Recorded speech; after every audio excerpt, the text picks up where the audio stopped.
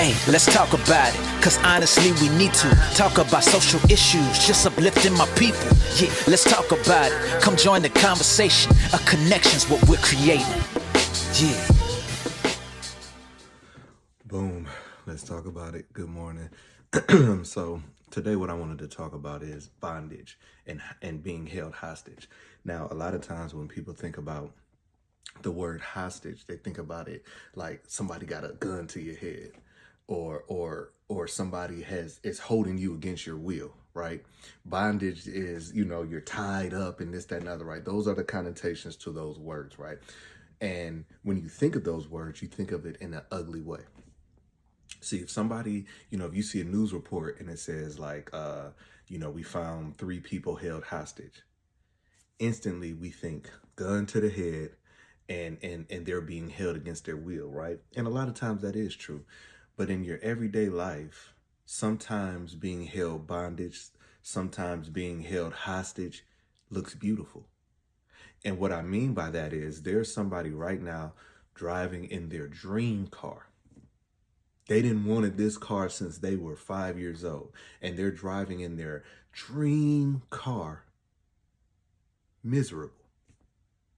Think about it. They're driving in their dream car and they're miserable. There's somebody that might be sitting in their dream home, 3,000 square foot, 4,000 square foot, whatever the case may be, and they're alone. There's somebody who has obtained their, fame, have obtained, social status, but they feel lonely in the midst of all of these people.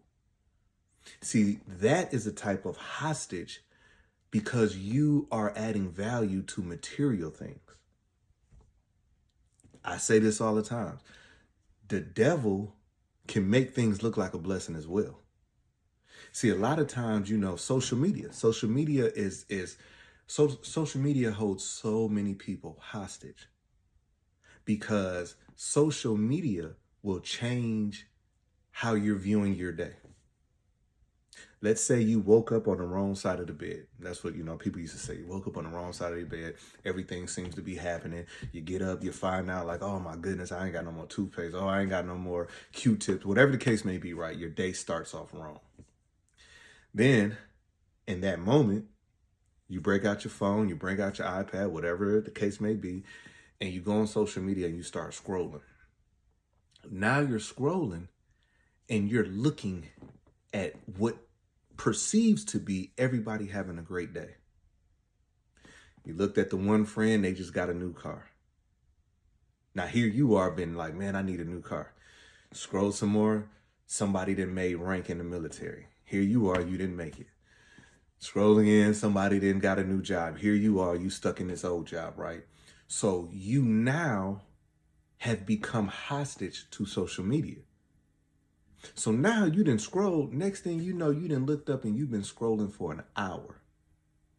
But that scrolling for an hour, you're seeing everything in a negative way because how you feel has now held you hostage.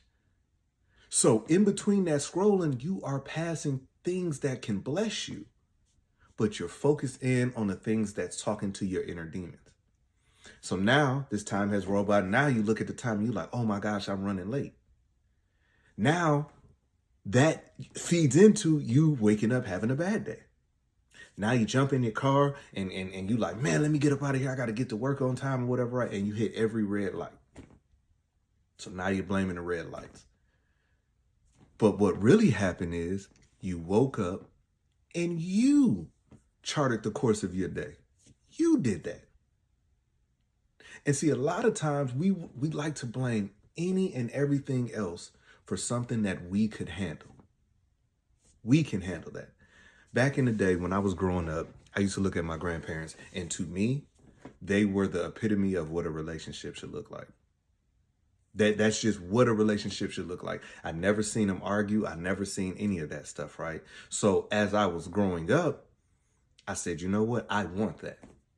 So I did not know how to deal with arguments because I never seen it. So the first time I had a disagreement, I was done. Like, you know what? I can't deal with it, right? Because that was something that I never saw. right? So I was being a prisoner to something that I had no control over.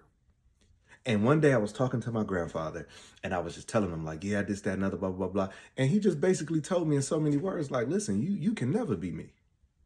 You know what I'm saying? Like, you can never be me. And there's only one, you know what I'm saying, Elaine. That's my grandmother's name. There's only one her. And as I grew older, I understood, right? Like, a lot of times we see other people and we want that, but we don't want what comes with that. See, I wanted what they had, but God knew that maybe I couldn't deal with what they had to go through to get there. And see, what a lot of people do is you're scrolling social media. This person is in Cancun. You ain't even, you know what I'm saying, went to Seattle once. You ain't even boarded a plane. And you're looking at what they're doing and you start to look at yourself and you consider yourself less than. But what you don't understand is, yes, that person is in Cancun, but guess what? They can't pay the rent this month. Or that person is in Cancun, but guess what? They went years for eating oodles and noodles. But you become hostage to the things that you see. So now social media got the gun to your head and they're holding you in that frame of mind. So now everything that you look at, you like, man, oh my gosh, like you start looking at yourself. Man, look, I'm a failure. But somebody's looking at you and they're saying, man, I wish I had what they had. Somebody is always worse off than you. I have been around this world 9 times.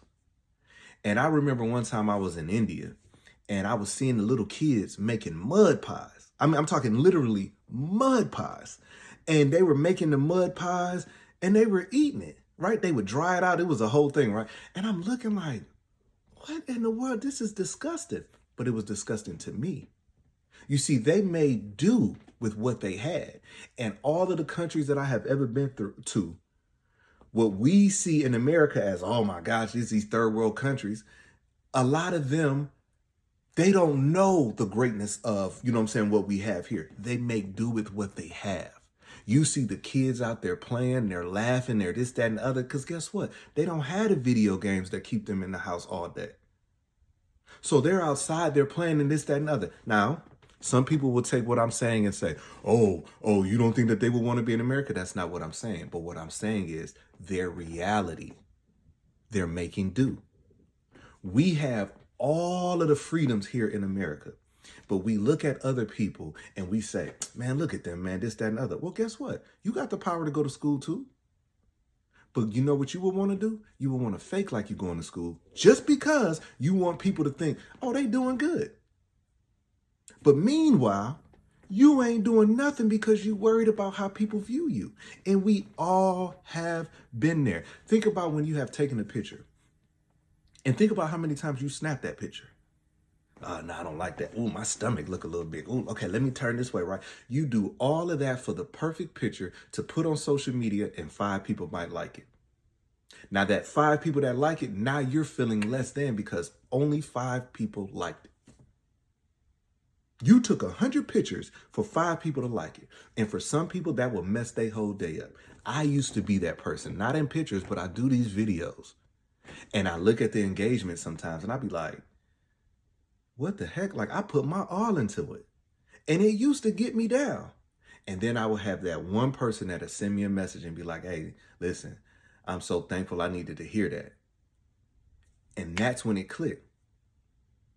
Quality. That's what it is. It's quality. So anyways, man, I hope this has blessed somebody. It was just something that I was just thinking about in the gym. Like, you know, we are held bondage and hostage from our own vices.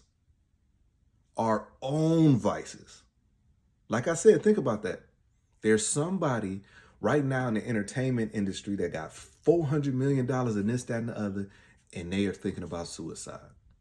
But here you are sitting back, have a family, things are going well, but you're looking at your life as less than because you're looking at that and they're not happy. Anyways, man, y'all have a blessed day. Love y'all.